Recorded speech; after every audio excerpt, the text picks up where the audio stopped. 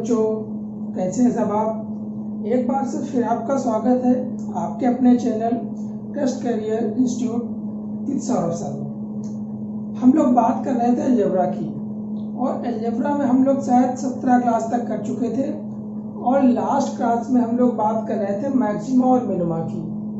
Maxima और minima के topic में हम लोग मैक्सिमा के सारे क्वेश्चन कर चुके थे। अब हम लोगों को बात करनी थी मिनिमा की। हम लोगों का अलजेब्रा का टॉपिक चल रहा था और अलजेब्रा में मैक्सिमा और मिनिमा की बात चल रही थी, जिसमें हम लोग मैक्सिमा की बात कर चुके थे। आज हम लोग बात करेंगे मिनिमा की। मिनिमा की बात करने के लिए कुछ बातें मैं पहले आपको बताऊंगा। पीछे वाले वीडियो में मैंने थोड़ा सा उसके बारे में बताया था, तो कुछ बातें मैं पहले बताऊंगा, उसके बाद में हम लोग क्वेश्चन पे शुरू करेंगे। और ये बातें आपको ध्यान रखनी है, इसका एक एक पॉइंट आपको दिमाग में रखना है। इन पॉइंटों को दिमाग में रखते हुए फिर हम लोग बात करेंगे क्वेश्चंस की। तो देखते हैं क्या बात करते हैं। सबसे पहले जो हम लोग बात करेंगे वो बात करेंगे एपी की। वो बात करेंगे एपी की। किसकी बात करेंगे? एपी की। एपी होता क्या है? एपी का मतलब होता है जितने भी नंबर हैं उन सबको ऐड करो और उनकी काउंटिंग से डिवाइड कर दो। और ध्यान से सुनना, अगर मैं ए और बी दो नंबर हैं, इनका आपसे एपी पूछूं तो आपका एपी होगा a + b/2। ठीक, दो नंबर थे, दोनों को ऐड किया, दो थे, दो से भाग दे दिया।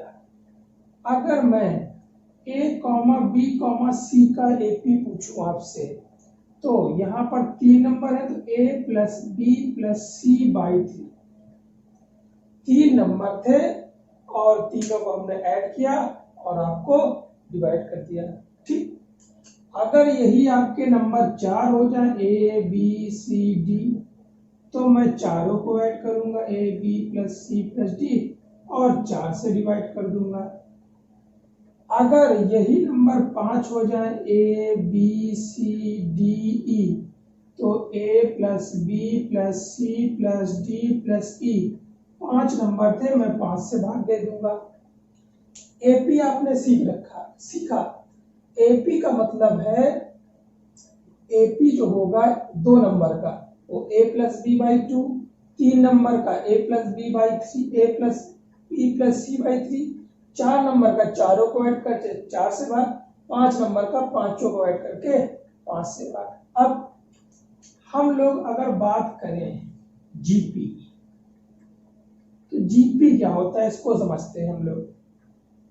अगर मुझे ए और बी का जीपी निकालना है, अगर मुझे ए और बी का जीपी निकालना है, तो इन दोनों में इंटू करो और इसका रूट निकाल दो। क्या निकाला? रूट। वो भी कौन सा रूट? Square root. क्यों? क्योंकि 2 नंबर थे। अगर a, b, c का मुझे जीपी निकालना है, तो a, b, c का क्यूब रूट। क्या लगेगा? Cube root. दूसरी भाषा में इसको लिख सकते हैं a, b, c की पावर 1/3। इसको दूसरी भाषा में लिख सकते थे ab की पावर 1/2। ठीक है। अगर मुझे 4 नंबर का निकालना है, 4 नंबर का, तो a, b, c, d, 4th root. दूसरी भाषा में लिखें a, b, c, d की पावर 1/4। अगर मुझे 5 नंबर का एक जीपी निकालना होगा, 5 नंबर का जीपी, तो पांचों नंबर का इंटू उसकी पावर 1/5। जैसे यहाँ पर a की जगह अगर मैं ले लूं 4, इसकी जगह ले लूं 9, तो मैं इसका अगर निकालने की कोशिश करूं तो यहाँ पर रखूंगा 4 और यहाँ पर रखूंगा 9, यहाँ पर रखूंगा 4 और यहाँ पर 9, तो टोटल बन जाएगा 36, और 36 का कितना निकलेगा? 6। तो आपका ये जीपी आया। तो आप बात समझ रहे हैं, 2 नंबर का एपी ऐसे निकलता है, 3 नंबर का ऐसे, 4 नंबर का ऐसे, 5 नंबर का ऐसे।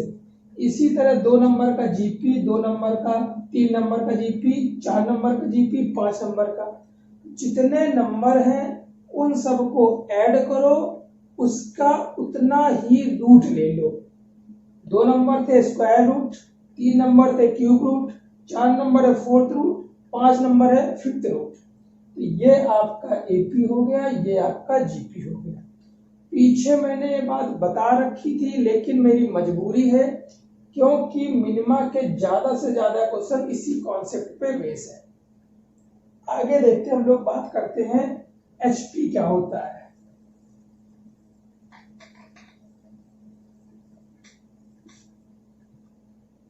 हम लोग समझने की कोशिश करते हैं एचपी। क्या समझने की कोशिश करते हैं? एचपी। एचपी क्या होता है इसको ध्यान से समझिए। एचपी जो आपका होता है वो होता है 2 नंबर का। अगर मैं एचपी लिखूं तो जितने नंबर हैं वो ऊपर, फिर 1/a प्लस 1/b, ये 2 नंबर का एचपी होता है। जैसे मान लीजिए एक नंबर 2 है, दूसरा नंबर 3 है, इसका एचपी हो जाएगा 2/1/2 प्लस 1/3, ये इसका एचपी हो गया। मुझसे 3 नंबर का एचपी पूछे, कितने नंबर का? 3 नंबर का, तो 3/1/a plus 1/b plus 1/c। मुझसे 4 नंबर का एचपी पूछे, a, b, c, d। अगर मुझे इसका एचपी पूछे तो आप लिखेंगे 4/1/a plus 1/b plus 1/c plus 1/d। ठीक। मुझसे 5 नंबर का पूछे a, b, c, d, e, तो 5/1/a plus 1/b plus 1/c plus 1/d plus 1/e। ये तरीका है आपका एचपी। एपी को बोलते थे समांतरमाद, जीपी को हिंदी में बोलते हैं गुणोत्तरमाद, और एचपी को बोलते हैं आपका हरात्मक माद। उसकी इंग्लिश है अरिथमेटिक प्रोग्रेशन, जीपी की है ज्योमेट्रिक प्रोग्रेशन, एचपी की है हार्मोनिक प्रोग्रेशन। समांतरमाद, गुणोत्तरमाद और हरात्मक माद। तो अभी मैंने आपको ये सिखाया कि कैसे आप एपी निकालेंगे कितने भी नंबर का हो, कैसे आप जीपी निकालेंगे, कैसे आप एचपी निकालेंगे। तो अब बात करते हैं कि इनमें रिलेशन क्या होता है। आपको मैं समझाने की कोशिश करता हूं इनमें रिलेशन क्या होता है। चेक करते हैं। इनमें रिलेशन समझाने की मैं बात करता हूं। कैसे? मान लीजिए एक नंबर है 4 और एक नंबर है आपका 9। ठीक है, आप समझेंगे हमें। एक नंबर है आपका 4, एक नंबर है आपका 9। इनके अगर मैं एचपी की बात करूं, पहले एपी की बात करते हैं। इनका एपी जो निकालेंगे तो आएगा 4 + 9/2, यानी आ गया आपका 6.5। आ गया कि नहीं आ गया? अगर इनके जीपी की बात करूं मैं, √4 × 9 जो आ गया आपका 6। अगर मैं इन्हीं 2 नंबर की एचपी की बात करूं, किसकी बात करूं? एचपी की, 2/1/4 प्लस 1/9। इसको और सॉल्व करेंगे तो आ जाएगा आपका 2 × 36/13। ठीक है, 2 ये 9 4 या 36 ऊपर चला गया, 9 और 4 13 आपका नीचे रह गया। इसकी हम बात करें तो आएगा आपका 72/30। ठीक, ये 5 पॉइंट समथिंग डिवाइड होगा, 5 पॉइंट समथिंग डिवाइड होगा। इसका मतलब एचपी की वैल्यू आई 5 पॉइंट समथिंग। आई कि नहीं आई? आई। यहां से एक बात आप सीखें, ये था आपका एपी जो जीपी से बड़ा है। ये कभी कभी बराबर भी हो सकता है, लेकिन ये कभी भी इससे छोटा नहीं होगा। जीपी आपका ग्रेटर देन है एचपी से। जीपी हमेशा एचपी से बड़ा होगा, लेकिन कभी कभी बराबर भी हो सकता है। लेकिन जीपी कभी भी एचपी से बड़ा नहीं हो सकता है, सॉरी, जीपी कभी भी एचपी से छोटा नहीं हो सकता है। यहां से रिलेशन निकला, मैंने पीछे वाली क्लास में बताया था, AP greater than GP equal than B और greater than equal to HP. यानी एक और कह सकते हैं AP greater than equal to HP. ये दो बातें आपको याद रखनी है इस चैप्टर को पढ़ने के लिए। ये एक्चुअली में होता है कि नहीं होता वो मैंने आपको निकाल के बताया। मिनिमा पढ़ने के लिए आपको एपी, जीपी और एचपी पता ही होना चाहिए। मैंने आपको बताया एपी क्या होता है, मैंने आपको बताया जीपी क्या होता है, मैंने आपको बताया एचपी क्या होता है। उसके बाद में एपी, जीपी, एचपी में रिलेशन बताया कि कौन किससे बड़ा होता है, और वो रिलेशन मैंने आपको रखने के लिए नहीं कहा है, आपसे कहा है आप देखिए कि एक्चुअली में ये ऐसा ही होता है। तो एपी, जीपी और एचपी ये पॉइंट आपको याद रखने पड़ेंगे।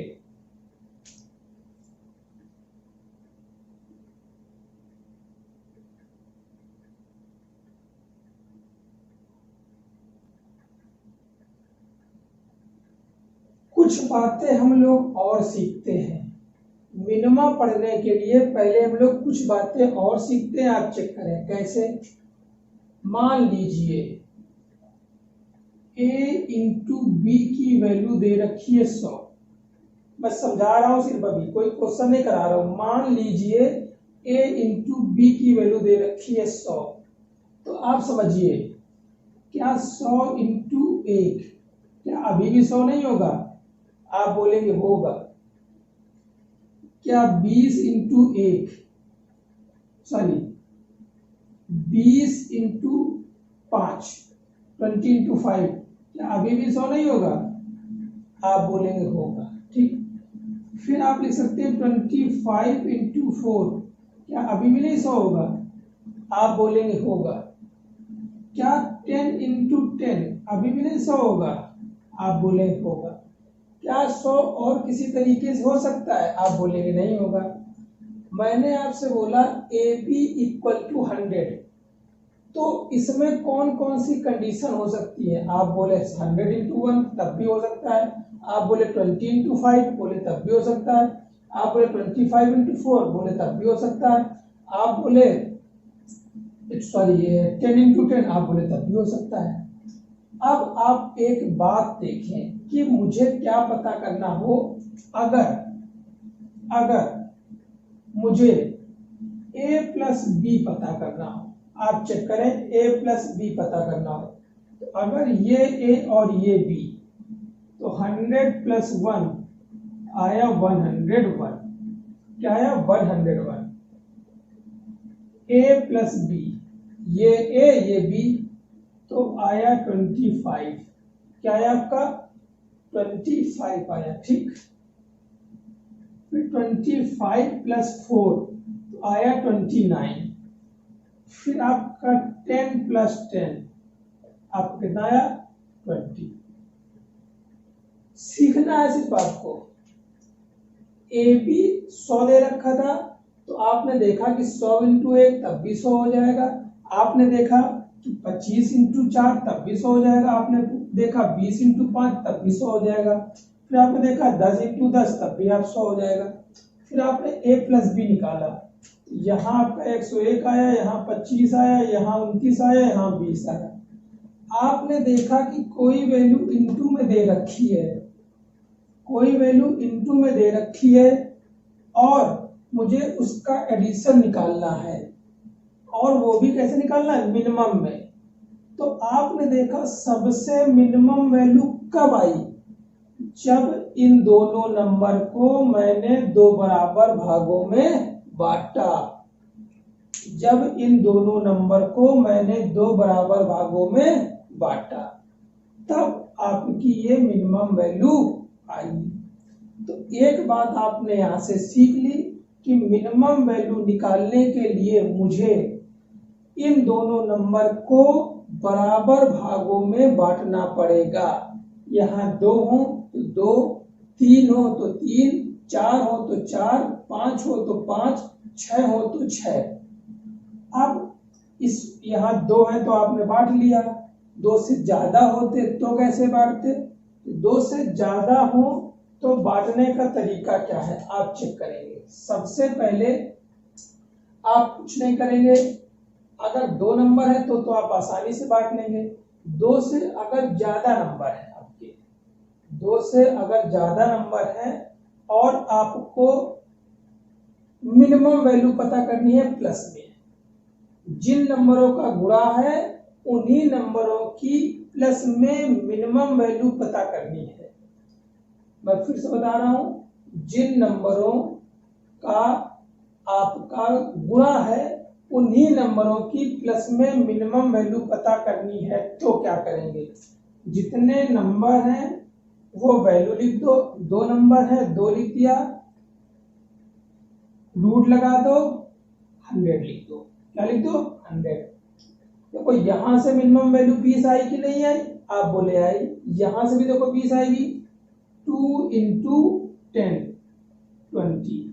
ठीक, अगर यहां पर 3 नंबर होते, क्या होते? अगर यहां पर 3 नंबर होते तो आप 3 लिखते, अगर यहां 3 नंबर होते तो आप 3 लिखते, फिर रूट लगाते और यहां वाली वैल्यू यहां लिख देते।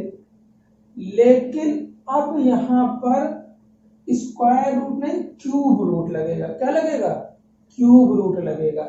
यहाँ स्क्वायर रूट है, यहाँ क्यूब रूट, यानी यहां पर 100 को लिखा था 10 into 10, यहां से एक वैल्यू बाहर आ गई थी 2 में से। यहां पर पेयर जो बनेगा वो 3 का बनेगा, 3 में से एक वैल्यू बाहर आएगी।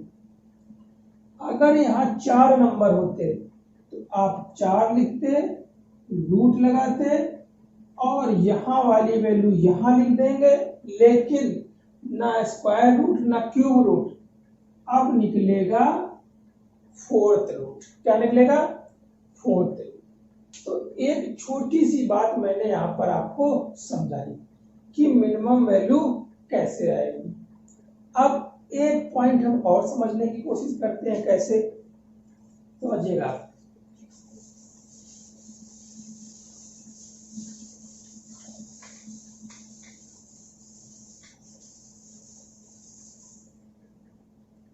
एक पॉइंट हम और समझने की कोशिश करते हैं, कैसे? जैसे मान लीजिए यही क्वेश्चन ले लेते हैं, a plus B equal to दे रखा है आपका 100, यही ले लेते हैं हम लोग। तो a आपका 100 और 1 हो सकता है तब भी 100 बनेगा। अभी मैंने बात की 20 और 5 से भी 100 बनेगा, बनेगा कि नहीं बनेगा? आपका 25 into 4 से भी 100 बनेगा और 20 into 5 से भी 100 बनेगा, ये तो लिख चुके हैं हम ऊपर। 10 into 10 से भी 100 बनेगा। बताइए कुछ और हो सकता है क्या आपका? नहीं हो सकता है, आप बोलेंगे सॉरी प्लस नहीं है, ये इंटू है। अगर a इंटू बी की वैल्यू 100 दे रखी है तो हमारे पास ये कंडीशंस हैं, यहाँ प्लस नहीं था इंटू है, हमारे पास ये कंडीशंस हैं a इंटू बी। अभी मैंने बात की कि जो वैल्यू इंटू में दे रखी है और अगर मुझे a प्लस बी की मिनिमम वैल्यू पूछी जाए तो हम लोग कैसे करते हैं, वो मैंने पीछे बात की थी।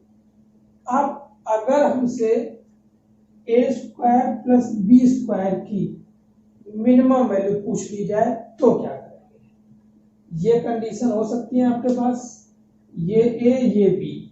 तो जब 100 का स्क्वायर करेंगे तो आपका आएगा 10,000 और 1 का करेंगे तो प्लस का 1, जोड़ेंगे इसको तो आ जाएगा 1001, इतना आ जाएगा। ठीक, 10,001 इसमें करेंगे तो 20 का आएगा 400 और 5 का आ गया 25, तो ये आ गया 425। इसका करेंगे तो आया 625 प्लस 4 का किया तो 16 आ गया आपका। तो ये आ जाएगा आपका 25 और 15 40 41 641 आ गया। इसमें करेंगे तो ये आएगा 100 और ये आएगा 100, तो टोटल वैल्यू आ गई 200। मतलब आपने सीखा क्या कि जब ऐसा किया तो 10,000 एक, 425 एक, 641 एक, 200। यानी बात आपने यहां से सीखी, एक पॉइंट सीख लिया आपने। क्या पॉइंट सीखा कि जब दो वैल्यू गुणा में दे रखी हो और उनका a प्लस बी की मिनिमम वैल्यू पूछे या उनके स्क्वायर की मिनिमम वैल्यू पूछे, ऐसे दो वैल्यू गुणा में दे रखी हो या उनके प्लस की पूछे या उनके स्क्वायर की प्लस की, या 3 दे रखी होंगी तो 3 की प्लस, 4 दे रखी होंगी तो 4 की प्लस। आपने यहां से सीखा क्या? सीखा सिर्फ एक बात कि उन दोनों वैल्यू को बराबर बराबर बांटना है।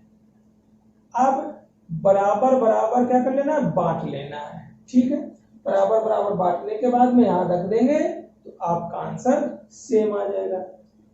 डायरेक्टली वैल्यू इसकी कैसे निकलती थी वो मैंने आपको बात बता दी थी कि 2 है तो 2 और यहां वाली वैल्यू का स्क्वायर हो, 3 है तो 3 यहां वाली वैल्यू का क्यूब रूट। ठीक, और स्क्वायर में भी निकालना है तब भी आपको यही लगना था।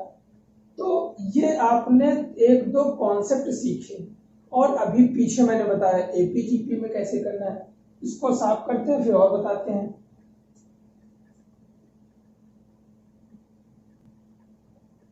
दूसरा एक कॉन्सेप्ट और सीखते हैं मिनिमम वैल्यू निकालने के लिए। क्या कॉन्सेप्ट है? कभी भी आपका दिया हो x माइनस 1 का होल स्क्वायर प्लस 5, ऐसे दिया हो x माइनस 1 का होल स्क्वायर प्लस 5, तो इसकी कभी भी मैक्सिमम वैल्यू नहीं पूछेगा। मैक्सिमम की बात मैंने पीछे बता रखी थी, मैक्सिमम तभी पूछता जब यहां पर माइनस लगा होता। अब अगर माइनस नहीं लगा है तो इसकी हमेशा मिनिमम वैल्यू पूछेगा। क्या पूछेगा? मिनिमम। इसकी मिनिमम वैल्यू क्या होगी, कैसे होगी समझते हैं। मिनिमम वैल्यू तब होगी जब ये पूरा 0 के बराबर होगा। किसके बराबर होगा? 0 के। तो जब ये 0 के बराबर हो गया तो 0 का स्क्वायर प्लस 5, यानी लास्ट में ये वैल्यू इसकी मिनिमम बचेगी। तो इस टाइप के क्वेश्चनों का मिनिमम वैल्यू हमेशा क्या होगी? ये वाली, यानी 5। शर्त एक ही है, यहां पॉजिटिव होना चाहिए। अब इसको हम 0 क्यों रखते हैं आप सीखें। अगर इस पूरे की वैल्यू कैलकुलेट करने पर 1 भी आ जाएगी, अगर ये पूरा 1 के बराबर होता तो 1 का स्क्वायर प्लस 5, तो 5 प्लस 1 यानी 6। क्या 5 से बड़ा नहीं आया? आप बोलेंगे आएगा। अगर यहां पर हम 3 रख दें, क्या रख दें? 3 रख दें। 3 रखेंगे तो 3 माइनस 1 2, 2 के स्क्वायर 4 प्लस 5 9। तो क्या इससे वैल्यू छोटी हो रही है? आप बोलेंगे नहीं। तो किसी ने बोला सर जी x की वैल्यू माइनस में रख दो, तो हमने बोला बेटा रख लो। x की वैल्यू -1 रख ली और ये -1 का होल स्क्वायर प्लस का 5, ये -2 का होल स्क्वायर प्लस का 5, ये बना 4 प्लस 5 तो 9। क्या x की वैल्यू माइनस रखने पर इससे वैल्यू छोटी आई? आप बोलेंगे नहीं है। x की वैल्यू यहां कुछ भी रख लो, रखने पर ये इससे वैल्यू बड़ी आएगी। इसका मतलब सबसे छोटी वैल्यू यही होगी। कब? जब ये पूरा का पूरा 0 होगा। तो अभी बात समझ में आई कि इसको 0 हम क्यों रखते हैं, क्योंकि अगर ये पूरी वैल्यू 0 नहीं होगी और x का कुछ भी मान रखेंगे हम लोग, हमेशा 5 से बड़ा आएगा। तो इन क्वेश्चनों का आंसर क्या होता है आपका? 5। इसकी मिनिमम वैल्यू कितनी हो गई? 5। अब अगर आपसे ये पूछ दे कि किस पॉइंट पर, तो आप सीखें इसकी मिनिमम वैल्यू 5 होगी कब, जब ये 0 के बराबर होगा, x माइनस 1 इक्वल टू 0। ये जब 0 के बराबर होगा तभी इसकी मिनिमम वैल्यू कितनी होगी, 5, x इक्वल टू 1, यानी एट x इक्वल टू 1 इस पूरे की वैल्यू मिनिमम कितनी होगी, 5। एक क्वेश्चन और दे देते हैं, बोले 2x माइनस 5 का होल स्क्वायर प्लस 6, इसकी मिनिमम वैल्यू बताइए, इसकी मिनिमम वैल्यू बताइए, क्या बतानी है, मिनिमम। आपने तुरंत बोला 6 और आपका आंसर गलत हो गया। सबसे पहले यहां चेक करना है, अगर यहां माइनस है तो मिनिमम नहीं आएगी, मैक्सिमम आएगी, तो ये इसकी मिनिमम नहीं है, मैक्सिमम वैल्यू है। अब इसकी मिनिमम वैल्यू कितनी होगी, 6। ये बात आपकी सही है, तो इसकी मिनिमम वैल्यू कितनी है आपकी, 6। लेकिन किस पॉइंट पे पूछा जाए, तो कब होगी, जब 2x minus 5 equal to 0। 6 minimum value कब होगी, जब ये पूरा 0 के बराबर होगा।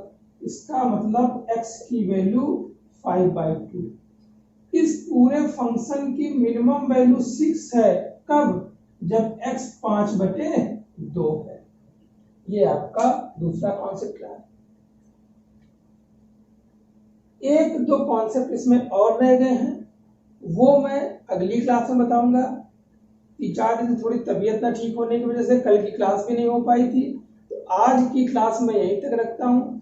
इसके आगे हम क्लास कंटिन्यू करेंगे, उसमें एक दो पॉइंट रह गए हैं आपके, उसकी बात करेंगे, फिर हम लोग डायरेक्टली क्वेश्चन पे आ जाएंगे, और जैसे जैसे क्वेश्चन करेंगे आपको बातें अपने आप पता चलती चली जाएंगी। तो आज की क्लास यहीं तक रखते हैं।